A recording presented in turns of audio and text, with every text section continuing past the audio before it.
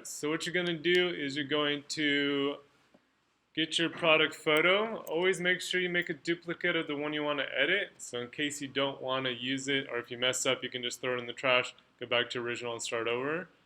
I would do your global adjustments in camera raw.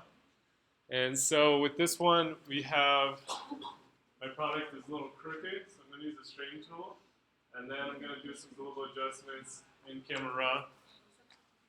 So up on the top, you got these different tools. This one that looks like a level is their straighten tool. So whatever is a straight edge you want to straighten, you just drag it along the edge and then it should straighten it. I would add a little bit of texture and clarity to your product photos that makes it sharper and the texture on the surface look better, which typically products you want to have that.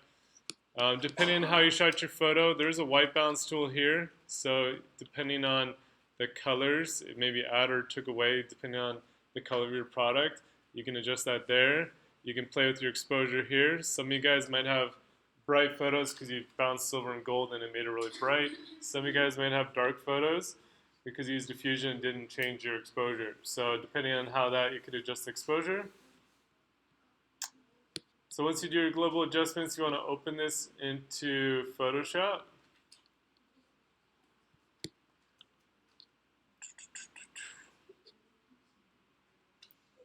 Let's pop it out.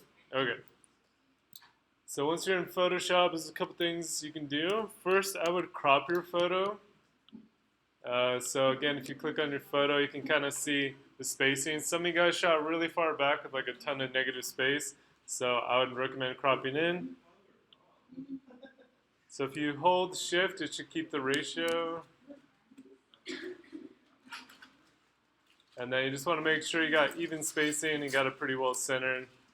And then once you got it centered and then even, you're just going to double click.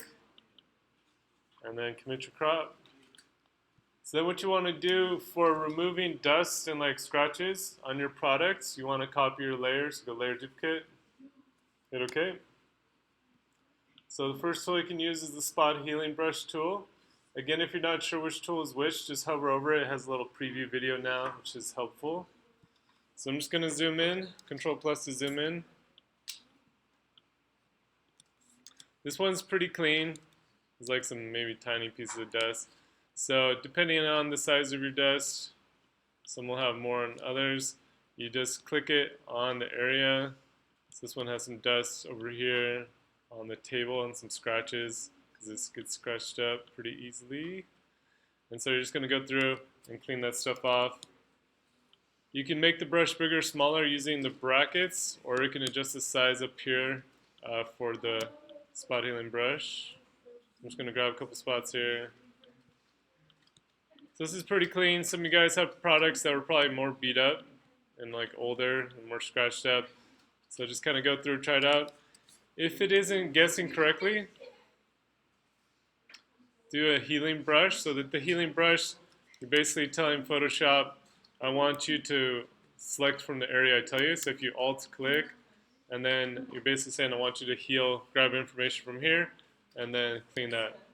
So your next click will be the actual click. So I'm just going to alt click the area, and then my next click will be that healing.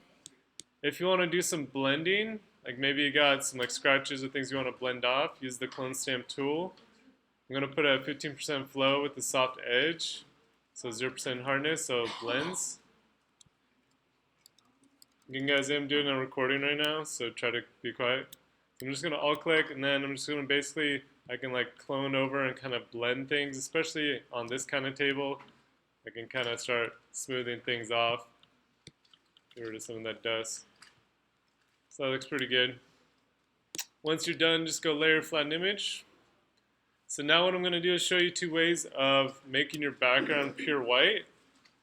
The first one is down here on the bottom is the little half and half symbol. And I'm going to choose selective color. And then I'm going to adjust my white channel. So it usually defaults to red. So just click on reds, switch it to whites. And then on here you can adjust your whites. So you can make your whites darker or lighter. So I'd push it up to the left. Because it's on a selective color with a layer mask, you can actually paint back the areas you don't want it to go.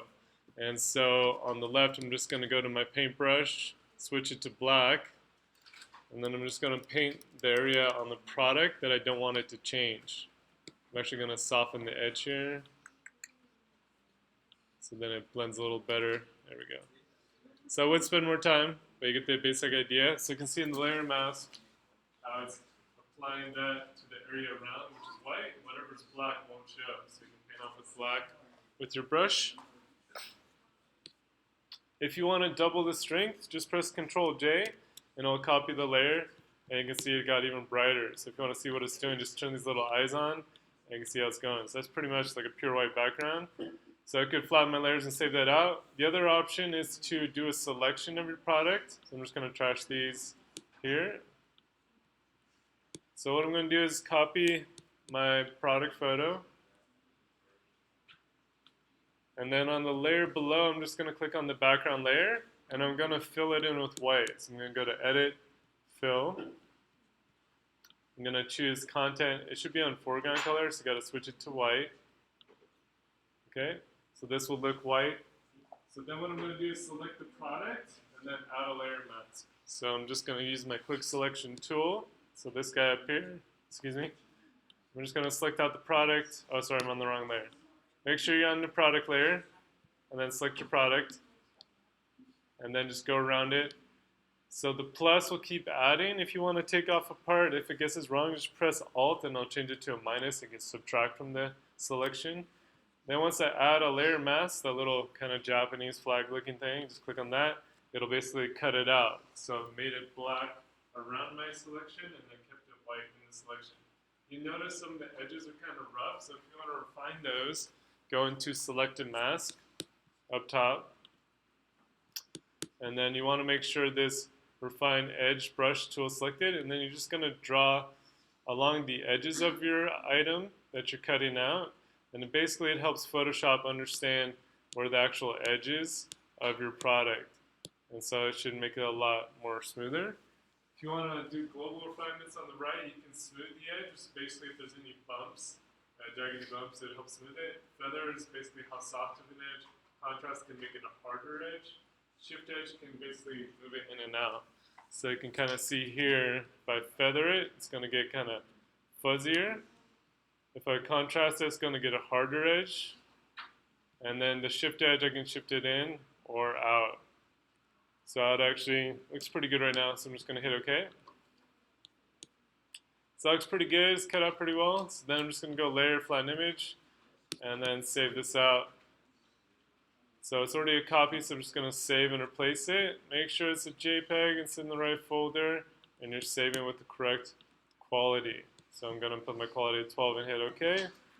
So if I go back to Bridge, this is my original, and then I straightened it, did some global adjustments in Camera Raw.